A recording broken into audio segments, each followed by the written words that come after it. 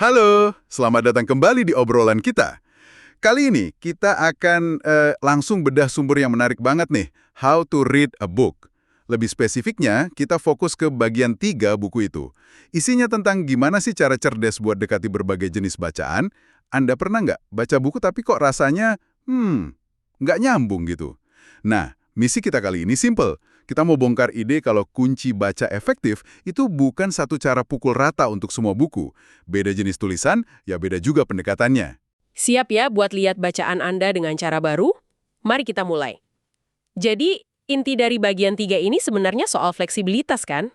Bagaimana kita menyesuaikan kacamata baca kita tergantung apa yang lagi kita hadapi. Oke, kita mulai dari yang mungkin paling sering kita temui ya, buku praktis. Buku praktis. Ya, jenis buku yang tujuannya jelas banget kan? Kasih tahu cara melakukan sesuatu. Mulai dari resep masakan sampai, ya buku pengembangan diri lah.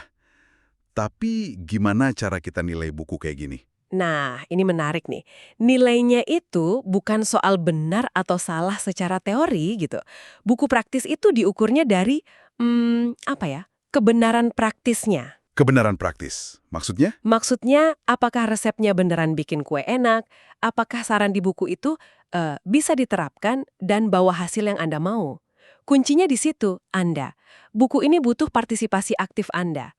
Anda sendiri yang harus nambahin konteks situasi spesifik Anda, tujuan pribadi Anda. Oh, jadi kita nggak bisa telan mentah-mentah aja ya? Nggak bisa. Ini mungkin menjelaskan kenapa kadang buku panduan rasanya gagal. Bukan bukunya yang salah, tapi mungkin kita lupa masukin elemen krusial, kondisi kita sendiri, dan penilaian kita pas nerapiinnya.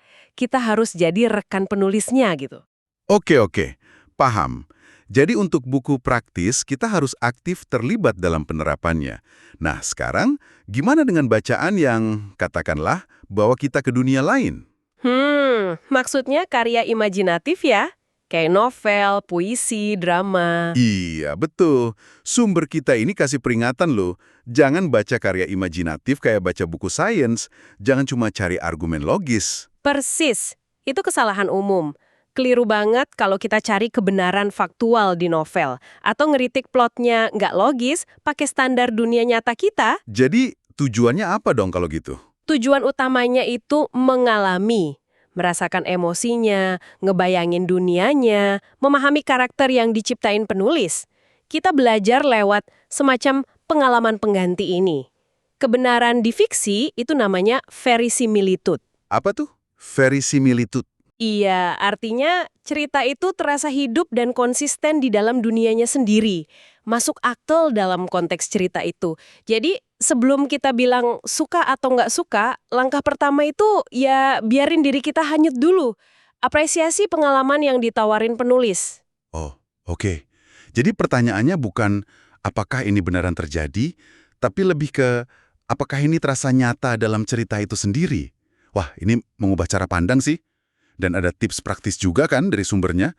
Katanya kalau baca novel pertama kali, coba baca cepat aja dulu secara utuh. Betul, biar dapat gambaran besar plotnya dulu, nanti baru balik lagi buat gali detailnya kalau perlu. Oke, dari dunia imajinasi, kita geser sedikit nih. Ke cerita tentang dunia nyata di masa lalu. Sejarah. Sejarah.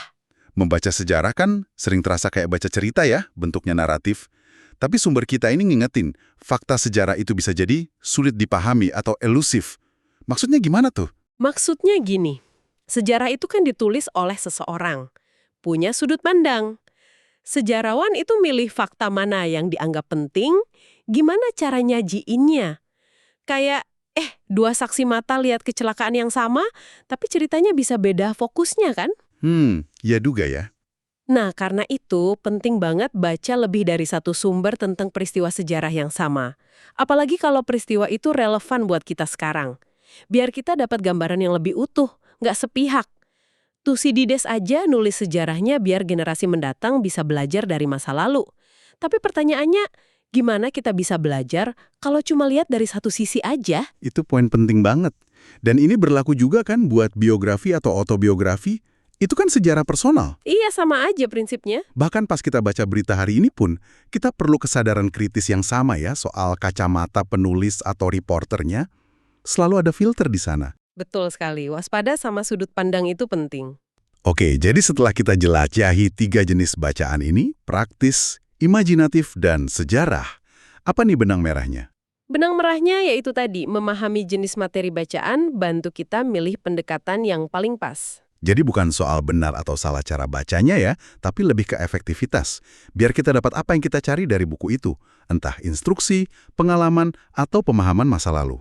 Tepat. Jadi pembaca yang lebih cakap itu bukan melulu soal cepat bacanya, tapi soal keluasan mental kita dalam mendekati teks. Fleksibilitas. Fleksibilitas, oke. Nah, sebagai penutup nih, mungkin ada sesuatu yang bisa Anda coba renungkan sendiri. Apa tuh? Coba deh, ambil tulisan apa aja yang baru Anda baca, mungkin artikel berita, laporan kerja, email, atau bahkan postingan media sosial, terus coba baca ulang, tapi pakai lensa yang beda dari biasanya.